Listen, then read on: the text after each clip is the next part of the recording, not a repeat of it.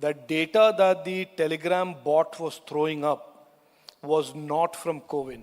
How old the data is, where did the data come from, how much of it is false and fake, and is this a deliberate attempt to mimic a breach is being investigated.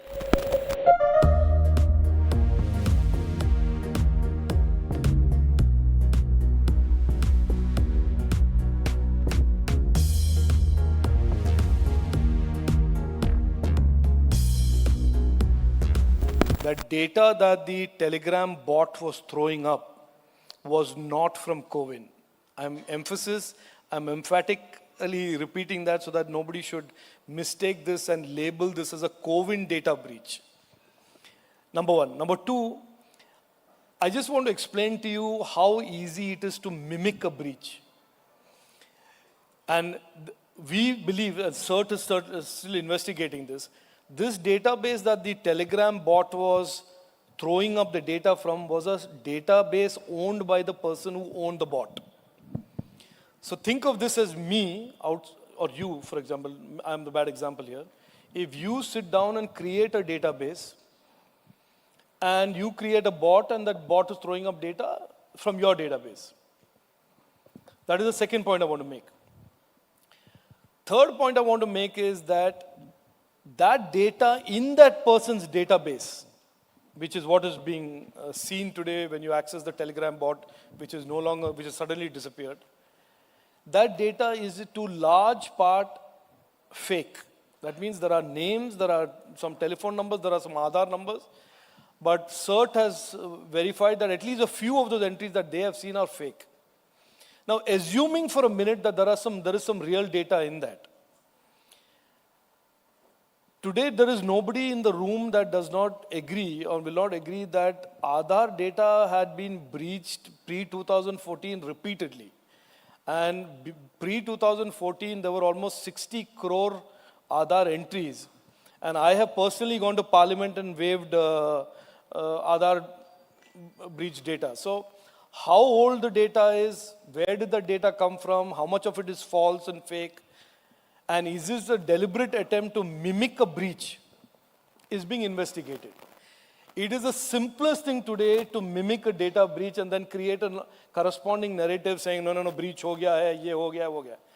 I am certainly on behalf of the Government of India, based on CERT's findings, saying that was not from any government database. And certainly not from the Covin database. Now, how did that person construct that database? From where did he get the data that he put and seeded into that database? That investigation will tell us. And we are not going to let up on that. We are going to certainly find out if that database exists, where is it? And in that database, is this real data or fake data? And we will make that public. But to mimic a data breach is the simplest thing for a 12th standard student with a little bit of coding capability to pretend that I have breached Indian Express database or I have breached somebody else's database. So that is number one.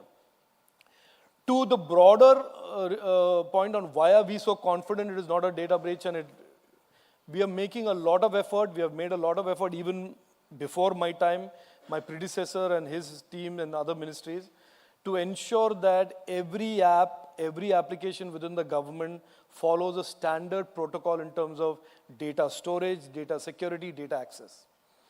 And that has been now made into a policy called the National Data Governance Policy, which is being approved by the cabinet, and that will be applicable across the government. So the government as a secure custodian of personal data or data, I have absolute confidence that we are going in that direction. Second is on the Digital Personal Data Protection Bill, which is a legal framework. It will be hopefully introduced in the July session of Parliament. It is an absolutely well thought of, well-written bill that will create deep behavioral changes in everybody, private and public, private and government, in how they collect data, store data, manage data, and provide security for that data. So that deep behavioral change will be certainly as a consequence of the DPDP. And to those who say, no, the government, there's a cottage industry of people who want to create criticism about this. I only want to say that I don't deny them the right to criticize the government. but we have taken a lot of transformational steps to make sure that government as an entity and as a consequence of the DPDP, private companies also will approach the whole issue of personal data with a big sense of responsibility and punitive consequences if they don't.